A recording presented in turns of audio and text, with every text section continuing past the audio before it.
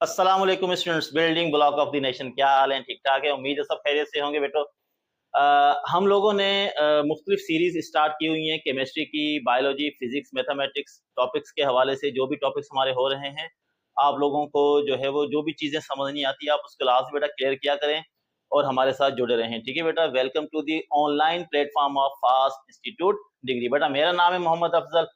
आज आप लोगों के लिए क्लास मैट्रिक लेवल की बायोलॉजी का पहला लेक्चर है। क्लास मैट्रिक लेवल बायोलॉजी का पहला लेक्चर आज हम जो है वो करेंगे और हमारा टॉपिक होगा गैसियस एक्सचेंज। ठीक है बेटा, गैसियस एक्सचेंज के चैप्टर के हवाले से हम लोगों ने इसकी वीडियोस आज से स्टार्ट की हैं। तो आज हम लोगों ने बेसिक इंट्रोडक्शन करना है गैसियस एक्सचेंज का, कि गैसियस एक्सचेंज क्या होता है और लिविंग ऑर्गेनिजम्स को गैसियस एक्सचेंज करने की क्यों जरूरत पड़ती है, और जो भी इससे रिलेटेड चीजें हैं वो सब आज के लेक्चर में हम इंशाल्लाह इंट्रोडक्टरी जो चीजें हैं वो सब क्लियर करेंगे। ठीक है बेटा, तो आप लोगों ने करना क्या क्या है आप लोगों को पता होना चाहिए, बार बार बताने की जरूरत नहीं है। आप लोगों ने अपनी कॉपी लेनी है, आप लोगों ने इसको वीडियोस को जब भी देख रहे हैं इसको पास कर करके अच्छे तरीके से आप लोगों ने राइट डाउन करना है, क्लियर करना है, कॉन्सेप्ट आपने समझने हैं। और जो है वो उसको जो भी टॉपिक के हवाले से चीजें चल रही हैं उन सबको आपने अच्छे तरीके से जो है वो क्लियर करना है। ठीक है बच्चों, तो सबसे पहले आप लोग हेडिंग लगाइएगा गैसियस एक्सचेंज।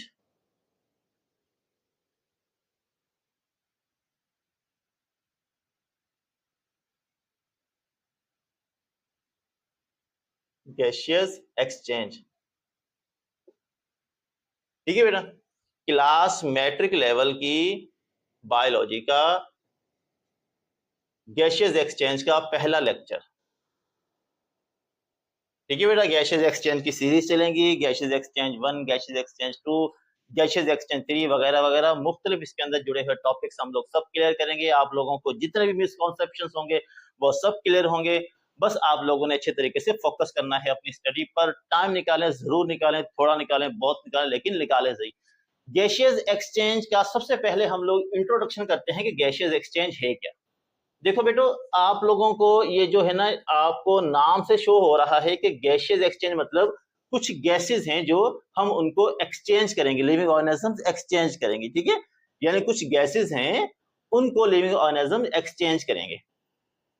तो उससे पहले कि मैं आपको गैसियस एक्सचेंज की डेफिनेशन लिखाऊं, हम कुछ बेसिक बेसिक टर्म्स को क्लियर करते हैं। बेटा देखो, हम लेते हैं एक लिविंग ऑर्गेनिज्म। ठीक है बेटा, हमने एक लिविंग ऑर्गेनिज्म लिया। वो लिविंग ऑर्गेनिज्म कौन हो सकता है? कोई प्लांट हो सकता है, कोई एनिमल हो सकता है। हमने बोल दिया कि लिविंग ऑर्गेनिज्म हमारे पास। एक लिविंग ऑर्गेनिज्म को हमने जब उसके अंदर होने वाले केमिकल रिएक्शंस को डिस्कस किया, हमें पता होना चाहिए लिविंग ऑर्गेनिजम्स के अंदर केमिकल रिएक्शंस होते हैं। सपोज करो आप प्लांट्स ले लें, ठीक है, आप प्लांट्स ले लें एंड एनिमल ले लें, क्योंकि कॉम्प्लेक्स है ना, आपको अच्छे तरीके से क्लियर हो जाएगा। Plants and animals complex living organisms होते हैं, मल्टी सेलुलर होते हैं, तो इसके अंदर होने वाले रिएक्शंस वगैरह आप अच्छे तरीके से क्लियर कर सकते हो। ठीक है बेटा, प्लांट्स एंड एनिमल्स हमने लिए। इन प्लांट्स एंड एनिमल्स के अंदर सारा दिन क्या होते रहते हैं? केमिकल रिएक्शंस होते रहते हैं। ठीक है बेटा, आपको पता होना चाहिए इनमें केमिकल रिएक्शंस होते रहते हैं। यानी केमिकल रिएक्शंस, जो केमिकल रिएक्शंस लिविंग ऑर्गेनिजम्स के अंदर होते हैं, जानदारों के अंदर होने वाले जितने भी केमिकल रिएक्शंस होते हैं स्टूडेंट्स, उन केमिकल रिएक्शंस को हम मिलाकर बोलते हैं मेटाबॉलिक रिएक्शंस। क्या बोलते हैं स्टूडेंट्स? Metabolic reactions. ये मेटाबॉलिक रिएक्शंस वो रिएक्शंस होते हैं जो लिविंग ऑर्गेनिजम्स के अंदर होते रहते हैं, मुख्तलिफ टाइप्स के होते हैं। और जो है वो इन केमिकल रिएक्शंस के थ्रू ही लिविंग ऑर्गेनिजम्स के अंदर एक सिस्टम बनता है जिसके जरिए इनको एनर्जीज मिलती है, मुख्तलिफ कंपाउंड्स मिलते हैं वगैरह वगैरह। अब ये मेटाबॉलिक रिएक्शंस कौन से होते हैं? ये भाई मेटाबॉलिक रिएक्शंस वो होते हैं जो लिविंग ऑर्गेनिजम्स के अंदर हो रहे होते हैं। अच्छा भाई, मेटाबॉलिक रिएक्शंस कितने तरह के होते हैं? भाई मेटाबॉलिक रिएक्शंस होते हैं दो तरह के। ठीक है बेटा, एक को हम कहते हैं कैटाबॉलिक रिएक्शंस। क्या बोलते हैं स्टूडेंट्स? Catabolic reactions. और एक होते हैं एनाबॉलिक रिएक्शंस। Anabolic reactions. देखो, थोड़ा सा टॉपिक को इंटरेस्टेड बनाते हैं ना कि गैसियस एक्सचेंज है क्या। अच्छा, एक बात यहां पर मैं आपकी क्लियर करता चलूं, मेटाबॉलिक रिएक्शंस हम वैसे एक और टाइप भी होती है एम्फीबॉलिक रिएक्शंस, ठीक है बेटा, उसको हम अगली क्लासेस में या फिर जब वो चैप्टर्स के अंदर हम लोग उसको क्लियर करेंगे, डीप के टॉपिक्स में हम लोग क्लियर करेंगे, मैं आपको समझाता हूँ, नो प्रॉब्लम। एक तीसरी टाइप भी होती है, उसको हम बोलते हैं एम्फीबॉलिक रिएक्शंस। क्या बच्चों? Amphibolic reactions. बहरहाल आप कैटाबॉलिक रिएक्शंस और एनाबॉलिक रिएक्शंस को अच्छी तरीके से समझ लो तो आपको एम्फीबॉलिक रिएक्शन समझ में आ जाएगा। बेटा हमारे लिविंग ऑर्गेनिजम्स के अंदर होने वाले केमिकल रिएक्शंस को हम बोलते हैं metabolic reactions, related to digestion, respiration, cellular respiration वगैरह वगैरह। मेटाबॉलिक रिएक्शंस होते हैं दो तरह के, एक को हम कहते हैं कैटाबॉलिक रिएक्शंस, एक को हम कहते हैं स्टूडेंट्स एनाबॉलिक रिएक्शंस। ओके हो गया? अच्छा जी, अब हम आए कैटाबॉलिक रिएक्शंस पे कि सर कैटाबॉलिक रिएक्शंस क्या होते हैं। ठीक है, कैटाबॉलिक रिएक्शंस क्या होते हैं बच्चों? कैटाबॉलिक रिएक्शंस का मतलब ये होता है कि हमारे पास जितने भी कॉम्प्लेक्स कंपाउंड्स होते हैं, जितने भी बड़े कंपाउंड्स होते हैं, कॉम्प्लेक्स कंपाउंड्स होते हैं, जब इनको तोड़ा जाता है इनके यूनिट्स में या इनको तोड़ा जाता है सिंपलर सब्सटेंसेस में, इनको जब सिंपलर सब्सटेंसेस में तोड़ा जाता है और उनसे एनर्जी रिलीज होती है, तो energy releasing chemical reactions in which large complex organic compounds are broken down into simpler inorganic substances with the release of energy. These chemical reactions are called catabolic reactions. देखो क्या होता है catabolic reactions के अंदर? large complex organic compounds are broken down into simpler inorganic substances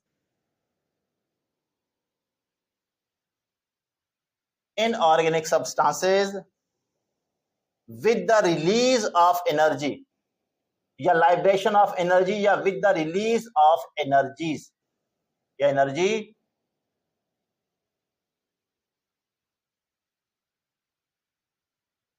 large complex organic compounds are broken down into simpler inorganic substances with the release of energy. These reactions are called, या these chemical reactions are called, या these reactions are called catabolic reactions. ऐसे reactions को बच्चों हम क्या बोलते हैं? Catabolic reactions बोलते हैं। ठीक है, कैटाबॉलिक रिएक्शंस क्या होते हैं? ऐसे रिएक्शंस होते हैं जिनमें लार्ज कॉम्प्लेक्स ऑर्गेनिक कंपाउंड्स टूटते हैं सिंपलर इनऑर्गेनिक सब्सटेंसेस से, जिससे वो मिलकर बने होते हैं, और जैसे ही टूटते हैं तो एनर्जी रिलीज होती है, वही एनर्जी उस लिविंग ऑर्गेनिज्म को चाहिए जिसके उसने खाना खाया था, जो भी है वगैरह वगैरह, with the release of energy, and these reactions are called catabolic reactions. इसकी एक बहुत प्यारी सी एग्जांपल है हमारे पास, सेल्यूलर रेस्पायरेशन। सेल्यूलर रेस्पायरेशन क्या है? कैटाबॉलिक रिएक्शंस की एक खूबसूरत सी एग्जांपल है। भाई सेल्यूलर रेस्पायरेशन के अंदर क्या होता है बच्चों? आपने देखा होगा कि सेल्यूलर रेस्पायरेशन के अंदर जो ग्लूकोज होता है, ग्लूकोज क्या होता है आपको पता होना चाहिए, ऑर्गेनिक कंपाउंड होता है। इस ग्लूकोज को ऑक्सीजन क्या करती है? ब्रेक डाउन करती है। जब इसको ऑक्सीजन ब्रेक डाउन करती है तो इसमें से क्या क्या निकलता है आपको पता होना चाहिए। एक तो इसमें से निकलता है कार्बन डाइऑक्साइड, यह आपने छोटी छोटी क्लासेस के अंदर क्लियर किया होगा, और साथ में निकलता है वाटर। ठीक है, लेकिन साथ में एनर्जी रिलीज होती है, एनर्जी रिलीज होती है in the form of ATP, cell के अंदर स्टोर होती है, फिर बाद में यूटिलाइजेशन के लिए जो है वो चाहिए होती है, माइटोकॉन्ड्रिया के अंदर ये प्रोसेस होता है वगैरह वगैरह। इसके बारे में सब हम क्लियर करेंगे, don't worry, right. Cellular respiration के अंदर क्या हुआ बच्चों? ग्लूकोज को ऑक्सीजन ने तोड़ा। जब ग्लूकोज को ऑक्सीजन ने तोड़ा, ब्रेक डाउन किया, जब ऑक्सीडेशन हुई ग्लूकोज को, जब ऑक्सीजन ने ब्रेक डाउन किया और यहां से कार्बन डाइऑक्साइड वाटर बना और साथ में एनर्जी रिलीज हुई, इस एनर्जी को लिविंग ऑर्गेनिजम्स ने अपनी यूटिलाइजेशन के लिए, अपने प्रोसेसेस के लिए, अपनी जितनी भी उसकी लाइफ के अंदर होने वाले जो भी उसके अंदर एक्टिविटीज है उनके लिए यूज करना है। कौन सी एनर्जी को? जो एनर्जी रिलीज हुई सेल्यूलर रेस्पिरेशन के दौरान। ठीक है बच्चों, तो सेल्यूलर रेस्पिरेशन कौन सा प्रोसेस हुआ? कैटाबॉलिक रिएक्शंस हुआ। क्लियर हुआ? अच्छा, अब आप आए मेटाबॉलिक रिएक्शंस कौन सा? एनाबॉलिक प्रोसेस या एनाबॉलिक रिएक्शंस। बच्चों एनाबॉलिक रिएक्शंस में क्या होता है? आप इसको उलट कर दें। इसमें क्या था? लार्ज कॉम्प्लेक्स ऑर्गेनिक कंपाउंड्स टूटे थे छोटे छोटे इनऑर्गेनिक सब्सटेंसेस में। हमने देखा कार्बन डाइऑक्साइड क्या है? Inorganic substance. वाटर क्या है, इनऑर्गेनिक सब्सटेंस, राइट, और एनर्जी रिलीज हुई। अब इस सारे प्रोसेस को आप उलट कर देंगे तो हमारे पास बनेगा एनाबॉलिक प्रोसेस। एनाबॉलिक प्रोसेस या एनाबॉलिक रिएक्शंस क्या होता है भाई, ऐसा रिएक्शंस जिसके अंदर जो छोटे छोटे इनऑर्गेनिक सब्सटेंसेस होते हैं वो मिलते हैं, जुड़ते हैं, ठीक है, जुड़कर क्या बनता है, लार्ज कॉम्प्लेक्स ऑर्गेनिक कंपाउंड्स बनते हैं। इसमें एनर्जी रिलीज हो रही होती है, उसमें एनर्जी रिलीज नहीं हो रही होती। एनर्जी रिलीज हो रही होती है सेल्यूलर रेस्पिरेशन के दौरान, इसमें एनर्जी रिलीज नहीं हो रही होती। हाँ, इसके अंदर एनर्जी सारी आकर स्टोर हो रही होती है, किसके अंदर, ऑर्गेनिक कंपाउंड्स के अंदर। फिर जब उसको तोड़ा जाता है तो क्या बनता है, उसको तोड़ते हैं तो उसमें से एनर्जी रिलीज होती है। तो देखो बेटा, कैटाबॉलिक रिएक्शंस क्या हुआ, ऐसा प्रोसेस जिसमें कंपाउंड्स बन रहे हैं। और एनाबॉलिक रिएक्शंस क्या हुआ, ऐसा जिसमें कैटाबॉलिक रिएक्शंस क्या हुआ, ऐसा प्रोसेस जिसके अंदर जो कॉम्प्लेक्स कंपाउंड्स हैं वो ब्रेक डाउन हो रहे हैं, एनर्जी रिलीज हो रही है। एनाबॉलिक रिएक्शंस में क्या हुआ, जिसमें कंपाउंड जो है वो यूटिलाइजेशन के लिए आपस में मिलकर सिंपलर से लार्ज और कॉम्प्लेक्स कंपाउंड्स बन रहे हैं, एनर्जी रिलीज नहीं हो रही होती। और वही जब कॉम्प्लेक्स कंपाउंड्स ब्रेक डाउन होते हैं तो उसमें एनर्जी रिलीज होती है, और प्रोसेस क्या कहलाता है, कैटाबॉलिक रिएक्शंस कहलाता है। जैसे कैटाबॉलिक रिएक्शंस की एग्जांपल क्या है हमारे पास, सेल्यूलर रेस्पिरेशन। आप इसको पास करके अच्छी तरीके से लिखें, फिर मैं एनाबॉलिक रिएक्शंस की आपको कुछ डेफिनेशन और एग्जांपल लिखाता हूं, ठीक है बेटा, इसको पॉज करके लिखें। बहुत इंपॉर्टेंट टॉपिक है गैसेस एक्सचेंज, पॉज करें, इसको लिखिए अच्छी तरह। गैसेस एक्सचेंज बहुत इंपॉर्टेंट टॉपिक है बेटा लिविंग सिस्टम्स के अंदर। यहां तक बेटा क्लियर हुआ कि कैटाबॉलिक रिएक्शंस क्या होते हैं। मेटाबॉलिक रिएक्शंस दो तरह के होते हैं, लिविंग ऑर्गेनिजम्स के अंदर होने वाले केमिकल रिएक्शंस क्या कहलाते हैं, मेटाबॉलिक रिएक्शंस दो तरह के होते हैं, कैटाबॉलिक रिएक्शंस और एनाबॉलिक रिएक्शंस। कैटाबॉलिक रिएक्शंस हम लोगों ने क्लियर किया, सेल्यूलर रेस्पिरेशन, ग्लूकोज ब्रेकडाउन हुआ, एनर्जी रिलीज हुई। अब एनाबॉलिक को हम उसी को उलट कर देते हैं, ठीक है बच्चों।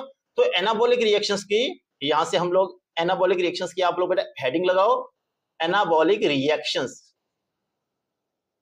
अब इन एनाबॉलिक रिएक्शंस के अंदर क्या हुआ कि उसमें ब्रेकडाउन हुआ था, इसमें कंस्ट्रक्शन होगी। क्या होगी बच्चों, इसमें कंस्ट्रक्शन होगी। जब कंस्ट्रक्शन होगी भाई क्या चीज बनेगी भाई, उसके अंदर क्या था, large complex organic compounds breakdown हुए थे, इसमें large complex organic compounds form होंगे, यानी simpler inorganic substances, simpler inorganic substances are combined, chemically combined, are combined to form large complex organic compounds, large complex organic compounds. Energy is not released, इसमें बच्चों energy release नहीं होगी। हाँ, वो energy utilise होगी organic compounds के अंदर, फिर जब ऑर्गेनिक कंपाउंड्स को ऑक्सीजन ऑक्सीडाइज करेगी उसमें से एनर्जी रिलीज होगी।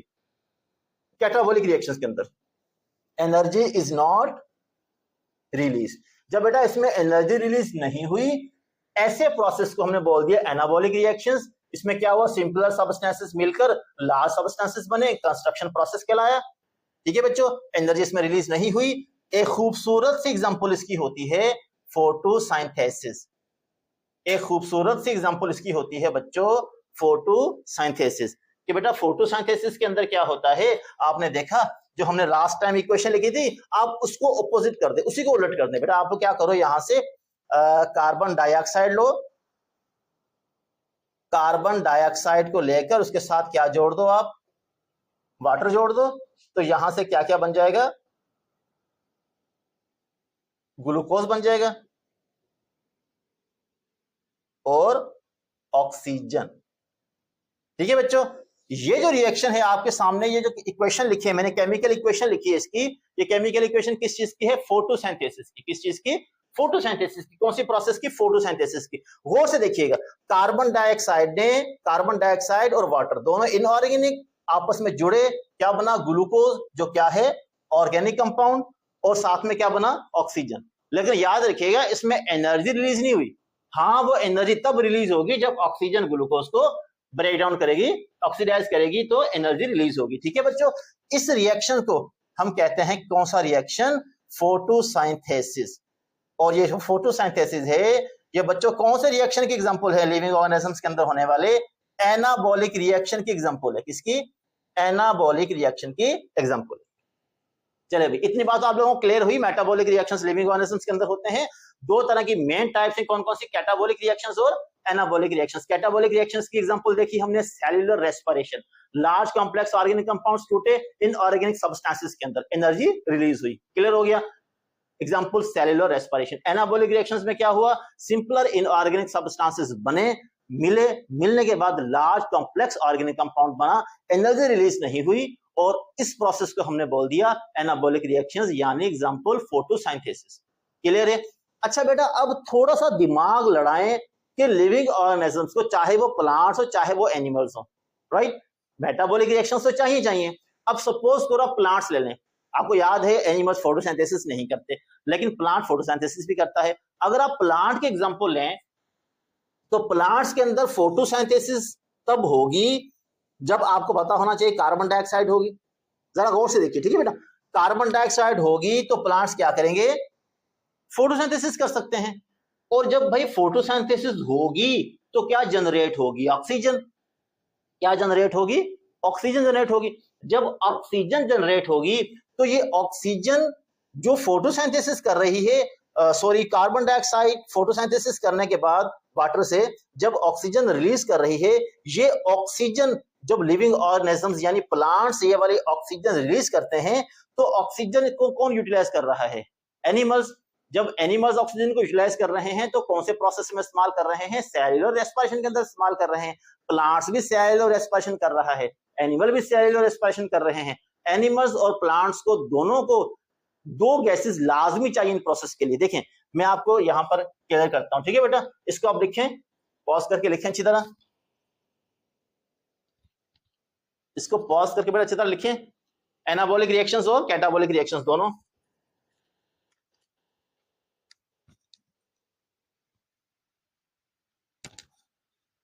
चले, अब दो मेन प्रोसेस हमारे पास हो गए, कौन कौन से, एक हो गया फोटोसिंथेसिस, ठीक है, और एक हो गया सेल्यूलर रेस्पिरेशन। ठीक है बेटा, यहां पर मैं एक छोटी सी बात आप लोगों को क्लियर कर दूं कि फोटोसिंथेसिस सेल्यूलर रेस्पिरेशन दोनों होते हैं प्लांट्स के अंदर, लेकिन सेल्यूलर रेस्पिरेशन सिर्फ होता है एनिमल्स के अंदर, एनिमल्स में फोटोसिंथेसिस नहीं होती। अब दोनों को करने के लिए हमारे पास दो ऐसी गैसेस हैं जिनका होना लाजमी है, जिसको हम कहते हैं कार्बन डाइऑक्साइड और ऑक्सीजन। भाई अगर फोटोसिंथेसिस, अगर मैंने बोल दिया कार्बन डाइऑक्साइड नहीं है, ठीक है, ओनली वाटर है, मतलब कार्बन डाइऑक्साइड और वाटर दोनों हमें चाहिए, तो भाई अगर कार्बन डाइऑक्साइड अवेलेबल नहीं है तो फोटोसिंथेसिस नहीं हो सकती। क्लियर है, फोटोसिंथेसिस के लिए रॉ मटेरियल कौन सा है हमारे पास, कार्बन डाइऑक्साइड और वाटर है। और सेल्यूलर रेस्पिरेशन के लिए हमारे पास क्या है, ऑक्सीजन एंड ग्लूकोज। भाई कार्बन डाइऑक्साइड होगी तो क्या बनेगा, फोटोसिंथेसिस का प्रोसेस होगा, कार्बन डाइऑक्साइड होगा, कार्बन डाइऑक्साइड होगी तो रिएक्शन करेगा वाटर से। अब ये कार्बन डाइऑक्साइड जब वाटर से रिएक्शन करेगी तो क्या बनेगा, ऑक्सीजन और ग्लूकोज बनेगा। फिर ये ऑक्सीजन कहां इस्तेमाल होगी, दोबारा सेल्यूलर रेस्पिरेशन में इस्तेमाल होगी। भाई obviously carbon dioxide water combine हो रहे हैं और क्या बन रहा है हमारे पास, ग्लूकोज और ऑक्सीजन, ठीक है। और फिर ये ऑक्सीजन फिर दोबारा ग्लूकोज से रिएक्शन करती है, और रिएक्शन करने के बाद क्या बन रहा है हमारे पास, कार्बन डाइऑक्साइड और वाटर बन रहा है हमारे पास, कार्बन डाइऑक्साइड और वाटर बन रहा है हमारे पास। तो गोया के दो ऐसी गैसेस हैं जिनका लिविंग ऑर्गेनिजम्स के अंदर यूटिलाइजेशन लाजमी है, कौन कौन सी, कार्बन डाइऑक्साइड और ऑक्सीजन। अब कार्बन डाइऑक्साइड और ऑक्सीजन कैसे लिविंग ऑर्गेनिजम्स तक पहुंचती है, भाई ऑब्वियसली कार्बन डाइऑक्साइड अवेलेबल है प्लांट्स के अंदर, वो आई कहां से, भाई कार्बन डाइऑक्साइड कहां से आई, ऑब्वियसली इस प्रोसेस से आई, सेल्यूलर रेस्पिरेशन से आई, ठीक है। कार्बन डाइऑक्साइड कहां से आई, सेल्यूलर रेस्पिरेशन से आई, और ऑक्सीजन कहां से आई, फोटोसिंथेसिस से आई। तो ऑक्सीजन और कार्बन डाइऑक्साइड दोनों गैसेस लाजमी है किसी भी लिविंग ऑर्गेनिजम्स के लिए। अगर ऑक्सीजन और कार्बन डाइऑक्साइड दोनों गैसेस अवेलेबल नहीं है तो आपको पता होना चाहिए सेल्यूलर रेस्पिरेशन भी पॉसिबल नहीं है, फोटोसिंथेसिस भी पॉसिबल नहीं है। तो बच्चों फोटोसिंथेसिस और सेल्यूलर रेस्पिरेशन तब भी पॉसिबल है जब हमारे पास कार्बन डाइऑक्साइड और ऑक्सीजन गैसेस होंगी। तो बस एक चीज ध्यान में रखिए, जब भी लिविंग ऑर्गेनिजम्स गैसेस को एक्सचेंज करती हैं। कौन कौन सी गैसेस को? कार्बन डाइऑक्साइड को और ऑक्सीजन को। जब कार्बन डाइऑक्साइड और ऑक्सीजन को एक्सचेंज करती हैं तो उस प्रोसेस को हम कहते हैं गैसियस एक्सचेंज। क्या बोलते हैं उसको? Gaseous exchange. अब यहां पर लिखें definition, what is gaseous exchange? What is gaseous exchange? Gaseous exchange क्या होता है?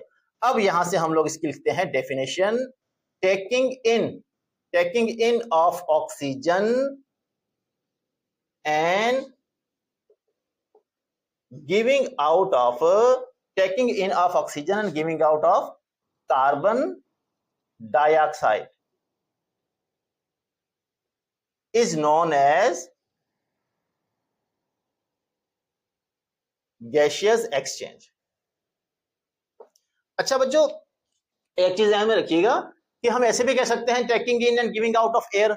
हम ऐसे भी कह सकते हैं taking in and giving out of air is called gaseous exchange. या आप ऐसे भी कह सकते हैं taking in of oxygen and giving out of carbon dioxide is known as gaseous exchange. यानी ऑक्सीजन और कार्बन डाइऑक्साइड का आपस में तबादला होता रहेगा, राइट। एनिमल्स क्या करते हैं आपको पता होना चाहिए, ऑक्सीजन को यूज करते हैं, ऑक्सीजन को लेते हैं, सेलुलर रेस्पिरेशन के दौरान जब कार्बन डाइऑक्साइड बनती है उसको जिस्म से बाहर निकाल देते हैं, ठीक है। कार्बन डाइऑक्साइड दोबारा इस्तेमाल होती है, जैसे प्लांट से कार्बन डाइऑक्साइड को गेन करेंगे, कार्बन डाइऑक्साइड को गेन करने के बाद फोटोसिंथेसिस करेंगे और फोटोसिंथेसिस करने के बाद क्या करेंगे? ऑक्सीजन बनाएंगे, ऑक्सीजन लाइब्रेट होगी और उसी ऑक्सीजन को दोबारा एनिमल्स यूज करेंगे और फिर दोबारा कार्बन डाइऑक्साइड को रिलीज करेंगे, फिर वो दोबारा प्लांट्स यूज करेंगे वगैरह वगैरह। ये सारा प्रोसेसेस होते रहेंगे। इस प्रोसेस को हम मिलाकर बोलेंगे गैसियस एक्सचेंज, जिसमें ऑक्सीजन हम ले रहे होंगे, कार्बन डाइऑक्साइड हम निकाल रहे होंगे, ठीक है बेटा। ये प्लांट्स और एनिमल्स के लिए बहुत बहुत बहुत इंपॉर्टेंट प्रोसेस है कि भाई ऑक्सीजन आती है और कार्बन डाइऑक्साइड निकल जाती है, या कार्बन डाइऑक्साइड आती है और ऑक्सीजन बनकर निकल जाती है वगैरह वगैरह। तो ये प्रोसेस होता है, इस प्रोसेस को हम कहते हैं गैसियस एक्सचेंज, जिसमें ऑक्सीजन कार्बन डाइऑक्साइड में कन्वर्ट हो रही है, कार्बन डाइऑक्साइड खारिज हो रही है और फिर कार्बन डाइऑक्साइड गेन हो रही है, ऑक्सीजन में कन्वर्ट हो रही है, ऑक्सीजन रिलीज हो रही है वगैरह वगैरह। प्रोसेस थोड़ा थोड़ा डिफरेंट है, गैसियस एक्सचेंज इन एनिमल्स थोड़ा सा अलग एस्पेक्ट का होता है, गैसियस एक्सचेंज इन प्लांट्स थोड़ा सा अलग लेवल का होता है। तो प्रोसेस में थोड़ा थोड़ा डिफरेंट है, ठीक है बेटा। प्रोसेस में थोड़ा थोड़ा डिफरेंट है। जैसे सांस लेने का अमल एनिमल्स में जिस तरह का होता है तो वो प्लांट्स में नहीं होता। जैसे हम लोग जैसे सांस लेते हैं नाक के जरिए, तो प्लांट्स में तो नाक नहीं है ना, लेकिन प्लांट्स किस तरीके से उसको यूटिलाइजेशन करते हैं, किस तरीके से उसको एक्सचेंज करेंगे, वो एनिमल्स की तरह नहीं है। तो प्रोसेस में डिफरेंस है, हम अलग अलग पढ़ेंगे। गैसियस एक्सचेंज इन प्लांट्स हम अलग क्लियर करेंगे, गैसियस एक्सचेंज इन एनिमल्स हम अलग क्लियर करेंगे, ठीक है। वो टॉपिक्स इनका वो जो है ना वो अलग अलग लेवल पर जो भी होगा हम क्लियर करेंगे, लेकिन सिर्फ डेफिनेशन समझो क्या है। गैसेस का तबादला लाजमी है।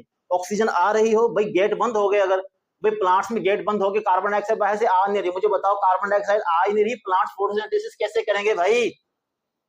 और मिसाल के तौर पर ऑक्सीजन का निकलना बंद हो गया, प्लांट सबने मिलकर जो है ना वो कर दिया, स्ट्राइक कर दिया, भाई सारे मिलकर जो है वो कह रहे हैं कि धरना दे दिया प्लांट्स ने कि हम कार्बन डाइऑक्साइड जो है वो ऑक्सीजन को हम रिलीज नहीं कर रहे। और भाई जब प्लांट्स ऑक्सीजन को रिलीज करना बंद कर देंगे तो मुझे बताएं कि एनिमल्स को ऑक्सीजन कहां से मिलेगी? भाई मान लिया कि दूसरी लिविंग ऑर्गेनिजम्स भी होती हैं, एक्वेटिक वगैरह वगैरह, ऑक्सीजन को रिलीज कर रही हैं, लेकिन प्लांट्स तो मेजर जो है ना कंपोनेंट्स है ना जैसे इकोसिस्टम के, अगर उन्होंने ऑक्सीजन रिलीज करने के गेट बंद कर दिए, एनिमल्स को कहां से मिलेगी ऑक्सीजन? अगर एनिमल्स को ऑक्सीजन नहीं मिलेगी तो एनिमल्स कार्बन डाइऑक्साइड कैसे जो है वो जनरेट करेंगे? जब एनिमल्स को ऑक्सीजन मिलेगी नहीं, कार्बन डाइऑक्साइड जनरेट नहीं होगी, कार्बन डाइऑक्साइड बाहर निकलेगी नहीं। जब माहौल में कार्बन डाइऑक्साइड होगी नहीं तो प्लांट्स कार्बन डाइऑक्साइड कहां से लेंगे? फोटोसिंथेसिस का प्रोसेस कैसे चलेगा? क्लियर है बेटा? थोड़ा सा दिमाग की खिड़कियों को खोल के चीज को समझो। सपोज करो ऑक्सीजन रिलीज होना बंद हो गई है प्लांट से, अब एनिमल्स को ऑक्सीजन मिलेगी नहीं। भाई जब एनिमल्स को ऑक्सीजन मिलेगी नहीं तो कार्बन डाइऑक्साइड बनेगी नहीं, जब कार्बन डाइऑक्साइड बनेगी नहीं तो कार्बन डाइऑक्साइड रिलीज कहां से होगी? और फिर प्लांट्स को कार्बन डाइऑक्साइड फोटोसिंथेसिस के लिए चाहिए, वो कहां से लेंगे? तो इसी वजह से बच्चों गैसियस एक्सचेंज लाजमी होना चाहिए। ऑक्सीजन के अंदर आने वाले गेट भी खुले हों, कार्बन डाइऑक्साइड के बाहर जाने वाले गेट भी खुले हों, ताकि ये प्रोसेस प्लांट्स और एनिमल्स में रेगुलेटरी बेसिस पर होते रहें, लाइक फोटोसिंथेसिस एंड रेस्पिरेशन। तो बच्चों फोटोसिंथेसिस रेस्पिरेशन के लिए ये दो गैसेस बहुत जरूरी हैं, कार्बन डाइऑक्साइड और ऑक्सीजन है। ठीक है। वाटर अवेलेबल होता है प्लांट्स की बॉडी के अंदर, और ग्लूकोज तो लाजमी बात तब बनेगा ना जब फोटोसिंथेसिस होगी, जब फोटोसिंथेसिस होगी ना तो ग्लूकोज भी नहीं बनेगा। तो बच्चों कार्बन डाइऑक्साइड आती हो ऑक्सीजन बनकर, और ऑक्सीजन दोबारा निकल जाती हो क्या बनकर, कार्बन डाइऑक्साइड बनकर। ठीक है बेटा, ये समझ लो ऑक्सीजन जो है वो कार्बन डाइऑक्साइड का आना, ऑक्सीजन का बाहर निकल जाना, ठीक है, या ऑक्सीजन का लिविंग सिस्टम में दाखिल होना और कार्बन डाइऑक्साइड का लिविंग सिस्टम से बाहर चले जाना। ठीक है, ये गैसेस एक्सचेंज का प्रोसेस होता है बच्चों। बहुत बहुत बहुत माइन्यूट कॉन्सेप्ट्स मैंने आप लोगों के आज क्लियर करवाए। उम्मीद है जब भी आप वीडियो देखेंगे उसको अच्छे तरीके से क्लियर करेंगे। बहुत बेसिक चीज हम लोगों ने आज सीखी कि मेटाबॉलिक रिएक्शंस क्या होते हैं, कैटाबॉलिक रिएक्शंस और एनाबॉलिक रिएक्शंस, फोटोसिंथेसिस और रेस्पिरेशन क्या होता है। इन दोनों के लिए दो गैसेस का लाजमी है, कार्बन डाइऑक्साइड और ऑक्सीजन, और लिविंग ऑर्गेनिजम्स इन दोनों गैसेस को एक्सचेंज करने की कैपेबिलिटी रखते हो। एक गैस को लेते हो, दूसरी गैस को बाहर निकालते हो। ये बेटा मैं दोबारा बता रहा हूं, प्रोसेस में डिफरेंस है, एनिमल्स प्लांट्स का तरीकाकार वगैरह वगैरह, वो जहां जहां डिफरेंट है हम लोग उसको क्लियर करेंगे। लेकिन जो मेन चीज है वो उसको समझने की कोशिश करें कि जब गैसेस आएंगी और जा रही होंगी, आ रही होंगी, जा रही होंगी, कार्बन डाइऑक्साइड आ रही होगी, ऑक्सीजन जा रही होगी, कार्बन डाइऑक्साइड आ रही होगी, ऑक्सीजन जा रही होगी, और जो फिर लिविंग ऑर्गेनिज्म ऑक्सीजन को यूटिलाइज कर रहे हैं वो ऑक्सीजन को ले रहे होंगे, कार्बन डाइऑक्साइड को निकाल रहे होंगे। डिफरेंट प्रोसेस जो उसकी उनकी बॉडी के अंदर हो रहा होगा। In case of plants photosynthesis और respiration, cellular respiration, case of animal only cellular respiration. तो इस पूरे प्रोसेस के लिए गैसेस का एक्सचेंज होना लाजमी है, ताकि ऑक्सीजन आती हो, कार्बन डाइऑक्साइड जाती हो वगैरह वगैरह, या कार्बन डाइऑक्साइड आती हो, ऑक्सीजन जाती हो वगैरह वगैरह। तो इस प्रोसेस को हम लोग बोलते हैं बच्चों गैसियस एक्सचेंज। बहुत इंपॉर्टेंट टॉपिक्स जो है हम लोगों ने आज क्लियर किया है। बेसिक इंट्रोडक्टरी क्लास थी आज। इसको आप लोगों ने लाजमी लिखें, क्लियर करें। इंशाल्लाह इसके नेक्स्ट लेक्चर में हम लोग स्टार्ट करेंगे गैसियस एक्सचेंज इन प्लांट्स के, गैसियस एक्सचेंज प्लांट्स में कैसे होता है। फिर हम क्लियर करेंगे गैसियस एक्सचेंज इन एनिमल्स। ठीक है बच्चों, अपना ख्याल रखिएगा, सबका ख्याल रखिएगा, लिखते जाएं, पढ़ते जाएं, क्लियर करते जाएं, सब कुछ अपना ख्याल रखिएगा। इंशाल्लाह नेक्स्ट लेक्चर में डिफरेंट चीजों के साथ मुलाकात होगी। ठीक है बच्चों, जब तक अल्लाह हाफ़िज़।